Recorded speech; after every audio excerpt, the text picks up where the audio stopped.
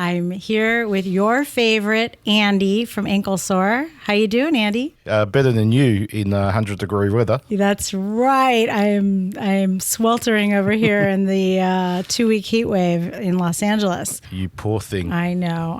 But, I shall survive. You must be feeling pretty good about yourself this week. I think you were 3 for 4.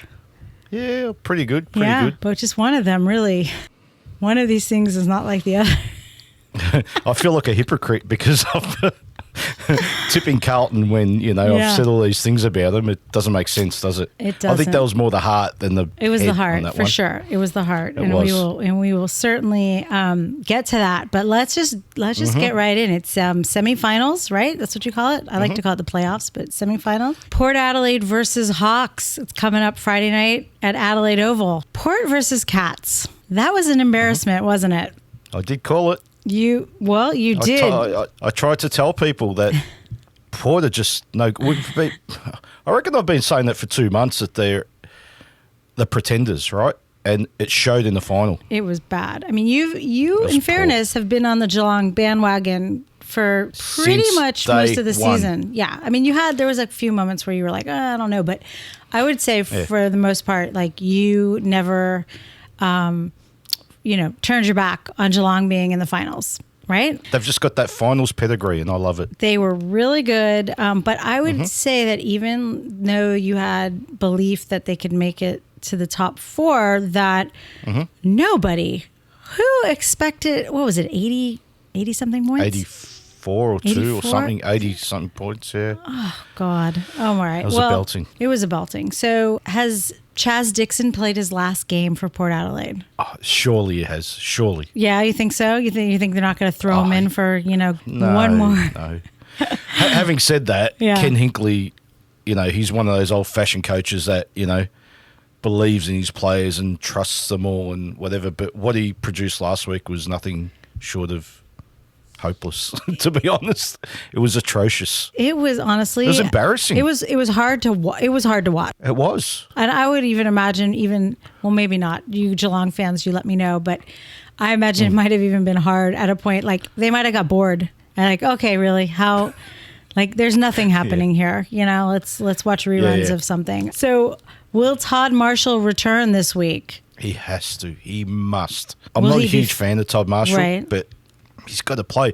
He was emergency last week, so... Will he be fit? Is that what the problem is? Well, he was an emergency, so you would assume he was fit. Yeah. Dixon was obviously chosen over Todd Marshall, and that was the wrong move. And if they don't pick him this week, they're in for a enormous belting. Did you feel like Radaglia was working in the front, or it's sort of now become a failed experiment? Yeah, I think you're right. Failed experiment. He's becoming a hindrance. He's getting in the way. He's not taking marks. He's not kicking goals. So, and it's obvious that they're really missing Dan Houston at this point. Oh, huge. The Hawks versus Bulldogs was a bit of a conflict for you.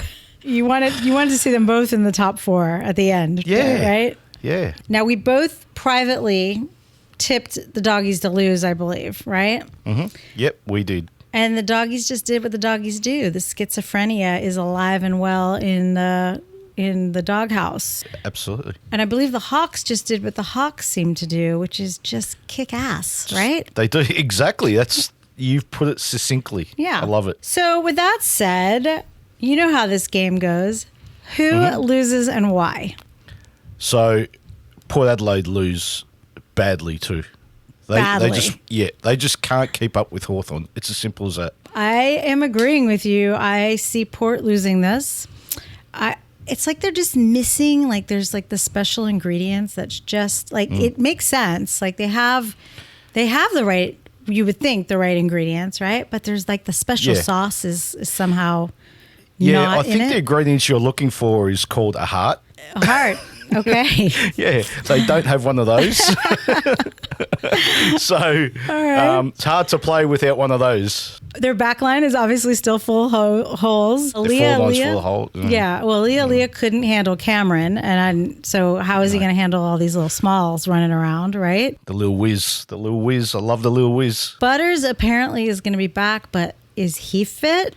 He must have been hurting pretty bad for them to, take him out. in the middle at the second quarter, wasn't it? Yeah, half time. But did they maybe concede because they had a second chance? Maybe they thought, we're probably not going to win. I don't know. They weren't that far, from my recollection, they weren't that far behind before halftime. On the scoreboard, yes, but in the game, it felt like they were a mile behind, if that makes sense. It does. It does make sense, but it seemed like a very early point to be pulling out one of your star players if he wasn't actually really, of course, compromised. I don't see this one being as big of a blowout as you do. I think Port has a history of kind of like pulling it together during the home and away season, at least.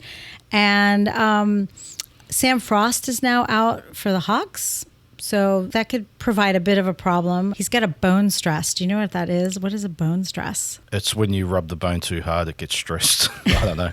I have no idea. It's odd, isn't it? A bone stress. Somebody let me know what a bone stress is. What's a bone stress? I don't Any know. chiropractors out there? And I believe Will Day is still out. So I'm with you. I think Port loses. I don't think by the smashing you think it's going to be. But I do have something funny to tell you based on our last conversation. So I was reading this article with the Port assistant coach. His last name's Corns, not Kane, but the other one, Chad Corns. His brother, and is it his brother? It's his brother, yeah. It's his older brother. I had no idea. So I was reading this article, and in two mentions in this article, he said, it didn't look like us. It just wasn't us. So I had to laugh of like overused cliches in AFL football. Absolutely. It's like they don't believe in mirrors either. Just get a mirror and it is you. Yeah, put the mirror in front, you'll see yourselves and it is you. So moving right along, Giants versus Lions. It's going to be a Saturday night game at NG. So the Giants were bested by Sydney.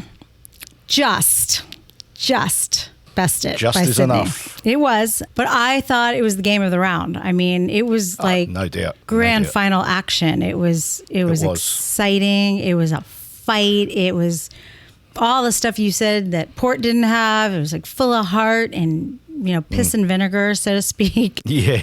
Yep. And they were winning that game pretty much for like 3/4 and 10 minutes. I know. And then friggin' Heaney goes into hero mode. Yeah, he's incredible. He just pulled that from somewhere deep down inside, and then, the other guys mustered up the strength to follow. So it was pretty impressive. The Lions, they played, who did the Lions play? You know who they played. It was your mom. Witches' hats.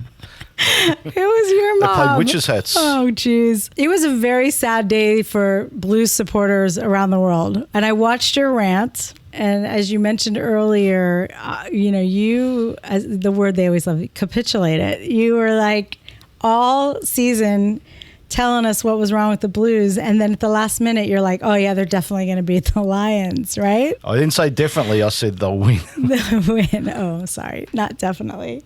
So, definitely. No. I don't trust Carlton as far as I can throw them. Love, as we mentioned, makes no sense. And the heart wants what the heart wants, right? Mm-hmm. Mm-hmm. Okay. That's true. We'll just get to the who loses and why.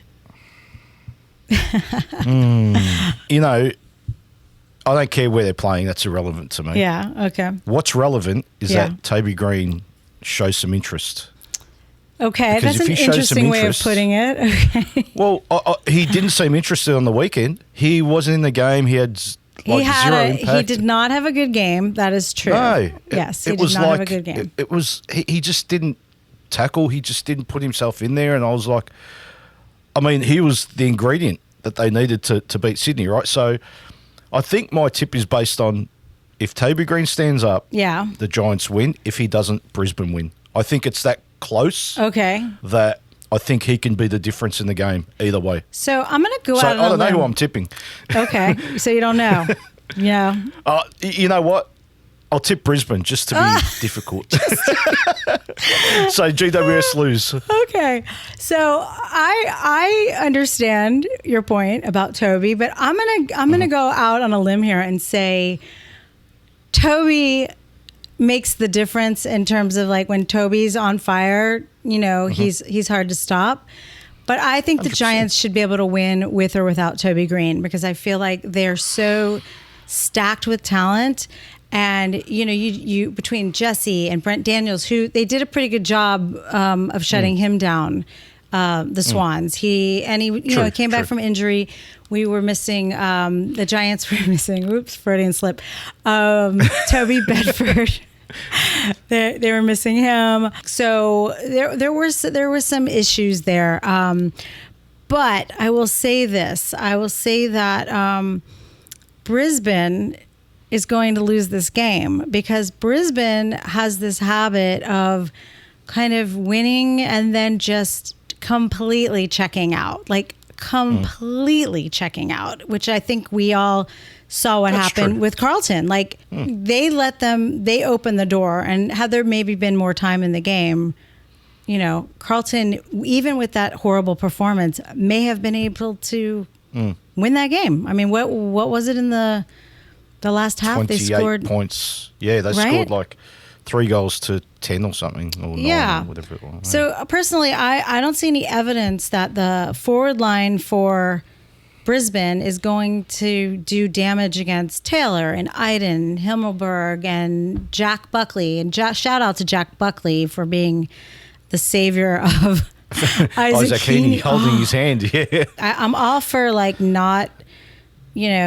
picking up players off the ground during a game, but saving them from breaking their neck, I think is a stand-up thing to do. So thank you, Jack Buckley, for thank you, Jack Buckley, taking care of your mate. And then on the flip side of this situation, I heard Payne may be out for Brisbane. Yeah, he's got a pain in the leg or in the knees. Payne's got a pain, right? Yeah. I'm pretty sure he's out. Yeah. But I suppose the Giants, apart from Jesse Hogan, they don't go bat deep with tall forwards, so I don't think that's a huge issue. Yeah. And I said yesterday in the Ankle Sore show that Harris Andrews is a perfect person to play on Jesse Hogan, and that could be a problem for GWS because he's a good defender. Yeah, maybe. But if the small forwards fire, and as you said, if Mr. Green, Mr. T, well, they're both T Green, Mr. Green with an E. One's with an E. Yeah, that's right. Yeah, like me, Cindye with an E. That's right. If he does his job, then they're going to the next round. Just on the back of all this, the Ken Hinckley discussion, I've just heard them throwing around him going to the Eagles. Well, he's not coaching Port Adelaide next year, I can guarantee you that. I think he's a swell guy, but it doesn't excite me to hear. Swell guy. You sound like Richie Cunningham. He's a swell guy. Yeah, he's swell. Love you, Ken, but not excited if he was the coach of the Eagles. So where's Vossi going on his holiday, on his break? Oh, you didn't hear? No. He's going to the police academy. He's going. Yeah, well, he took down the guy the kid that crashed the car. He took him down, so he won't coach Carlton next year, so he might as well go to the police academy and do his police training. So you say that. You say he won't coach Carlton, but will he not coach Carlton? Are they going to really shake it up, or are you in for another year of misery? Misery? Yeah. Misery, yeah. I think the old Carlton would have sacked him, right? Honestly, this is what I truly believe. Okay. I think the new Carlton won't sack him. All right. Whether that's a good or bad thing, we'll see next year. So okay. I don't know. What's the latest on the Petrarca drama? The latest is it's not over yet. It's not over. He came out last Saturday and said he wants to stay with Melbourne. Obviously, he's contracted, so he's... Yeah. I think the reason why he said that is because he wanted to go to a bigger club. Okay. Preferably Carlton or Collingwood, who at the time, I mean, the agents are working in the background. They probably couldn't facilitate a trade or think of a logical trade. Yeah. But now that Carlton's done what they've done and crashed out of the finals badly, right. That makes sense. Maybe it opens it up again. So, look, nothing's ever done until trade's over. Yeah. I mean, they can all say, we're staying, and, and then the next day they're gone. It's happened a lot. You heard Tom Barrass earlier on in the year saying he's staying at the West Coast and now he's requested a trade to Hawthorn. So I did hear something like that, yeah. Yeah, I think you did hear that. And if you didn't, I'm telling you now. And if I didn't, someone kept telling me over and over again as I tried to forget what I heard. I did tell you, because as soon as a player says they're staying, when, there's rumblings, I know that's Bob-eyes. So my last and final question for you this evening. I heard the most extraordinary thing, that Kennedy missed the birth of his child to go play in that final and then be taken out within 10 minutes. Disgraceful. It's disgraceful. Okay, I wanted to get your take on it. Yeah, no. Absolutely appalling. And he's got every right to say, I want to trade. Yeah. Every right in the world. Could you imagine if that was NBA and that happened to LeBron James? Yeah, well, it's LeBron James. He'd be out before the game started. But I'm just making the point. It could be any player in the NBA. If that happened in the NBA, my God, they would be out of there faster than the game finished. And is that the word on the street? Is he? I don't know. Okay. In my mind, after looking at him sitting on that bench and missing the birth of his child, I'd want out of there if Voss is continuing to coach, because that's. I understand that was a mistake. Yeah, I mean, I understand that he's a professional athlete, and sometimes there are sacrifices for that job. But again, it just seems like why bother if you're going to take him out right away? And then I saw your boy from the Bulldogs is finally now saying he's actually leaving. Yes, Bailey Smith. Bailey Smith. That's right. Is leaving and going to Geelong. Oh, really? That's not official, but so that's Geelong's the gossip. I like it. That's massive. That's been probably 12 months in the making, to be honest, because he's from down there. So okay, but remember earlier in the season that Draper got completely reamed by the coaches and everybody for saying everybody knows he's leaving, and then look what happened. Yeah, he's leaving. I mean, players know. They know. They just can't say it. Yeah. And we, as an industry, AFL, we need to grow up and say, okay, we're leaving. Right. Like, what's the big deal? The only other one I want to speak about is Jake Stringer. Oh yeah, what's the skinny on that? Well, Essendon are offering a 1-year deal to him. Yeah, and he doesn't want it. 31 is ludicrous. Well, he kicked 41 goals, right? Okay. Their next best goal scorer was 42, Kyle Langford. Okay. Now, he played most of the year in the midfield, and he's kicked 41 goals, and you want to offer him a 1-year deal, Essendon? Yeah. I think he's off to Collingwood. Seems the logical destination for him. It's a bad loss for Essendon. They can't afford to lose players like that. It's going to be a great trade period. I'm going to love it. It's going to be fun. I'm invested. So awesome. And I'm going to leave you with this zinger. Yeah. Dan Houston has been spoken about in Carlton circles. I'm going to leave you with that. To be continued. So I want to thank Andy from Ankle Sore for coming. You can find him on the interwebs, on all the socials at Ankle Sore. You guys have a great week, and we'll see you next time.